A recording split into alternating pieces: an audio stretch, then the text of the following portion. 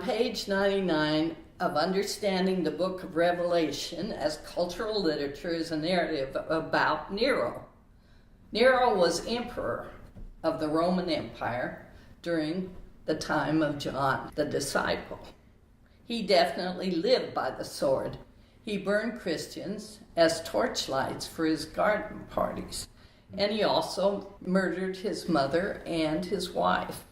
Eventually, the Roman Empire declared him a public enemy and ordered his head screwed into a torture device so that he could be beaten to death.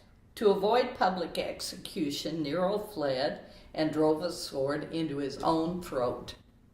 Revelation 13:9 says, "If you kill with the sword, you must be killed with the sword."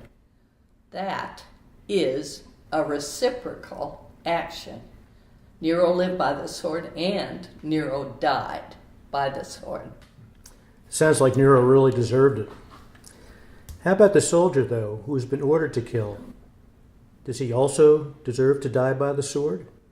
Well, the background of that is the Old Testament commandment, "Thou shalt not kill." But John the Revelator says, all who hate a brother or a sister are murderers. That suggests that the thought gives birth to the deed. Yeah, in the New Testament, though, sin isn't graded. It's the motive of the heart that matters, so that killing is no worse than gossip. All major religions of the world teach some form of the Golden Rule, but each also teaches some form of reciprocity. For example, Christianity says, "Do to others what you would have them do to you." Confucius taught a negative form of that rule, which reads, "Never do to others what you would not like them to do to you." Other forms of the Golden Rule are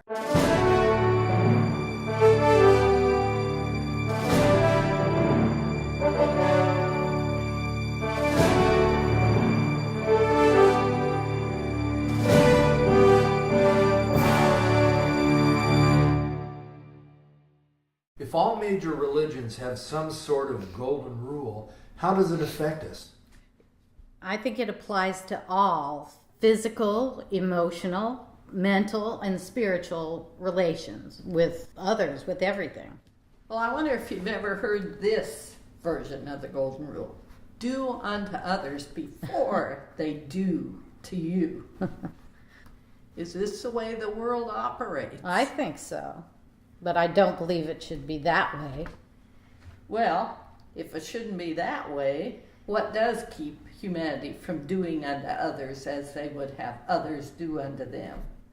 I think people believe there's not enough good to go around and that they have to hold on to what they have.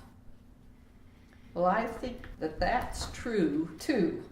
But I wonder if we're also afraid that others will not reciprocate or return our kindness. Maybe.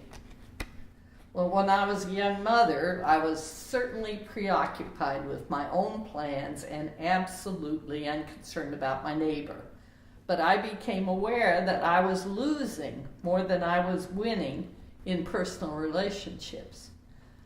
Eventually, I actually became severely depressed because I didn't know how to solve conflicts in my relationships.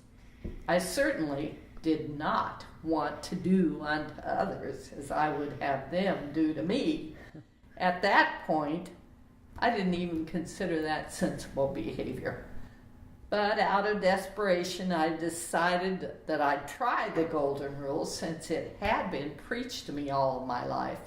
And since that day, long ago, I have tested the Golden Rule, and I have found that it does work. I do to others what I would have them do to me, and I don't do to others what I do not want them to do to me. To make sense of the Golden Rule and the law of reciprocity, though, we need to understand it. Webster defines reciprocate as to give and get to return in kind or degree interchange. The word reciprocity is described as mutual action, dependence, mutual exchange. When we obey the golden rule, we nourish the kind of relationship which motivates others to reciprocate in kind. We offer good acts and good thoughts to others, and we get good acts and good thoughts from others. A necessary part of this decision, though, is to withhold evil acts and evil thoughts from others so that others withhold evil acts and evil thoughts from us. So all actions create a reaction. Yeah, I guess that's true. How would you reciprocate, for example, if you felt someone treated you with respect? Well, I guess I'd reciprocate by returning that respect. Has anybody ever treated you badly when you were kind to them? That has happened to me. Why do you think that happened? Actually, they knew I wanted something from them. So you really weren't being kind, and they saw through to the motive of your heart. I'm afraid that's right. For Christians, a decision to try the golden rule puts us in tune with Christ's law of the universe, which is reciprocity. This law, stated in Luke 6:38 of the Bible, reads, "Give and it will be given to you. A good measure, pressed down, shaken together, and running over, it will be poured into your lap. For with the measure you use, it will be measured to you." Or we can decide not to give evil, and it will not be given unto us. Evil will not be pressed down, shaken together, or running over and poured into our lap. If we don't give evil, we don't get evil. That decision improves our lives. It certainly does. Well, it sounds to me like we're commanded to love our neighbor more than we love ourselves. But I believe we need to love ourselves as well as we love our neighbor. Justice demands we cannot allow God's image to be trampled in us. You're absolutely right. None of us can be superior in any way, for we're all made in the image and the likeness of God. All of us are created equal in the sight of God. You can't shortchange yourself. Christ's plan guarantees our neighbor will reciprocate in kind. What we give is going to be given to us, pressed down, shaken together, and running over. It is poured into our laps. And the evil we withhold will be withheld from us. The government on Christ's shoulders guarantees our neighbor will reciprocate in kind.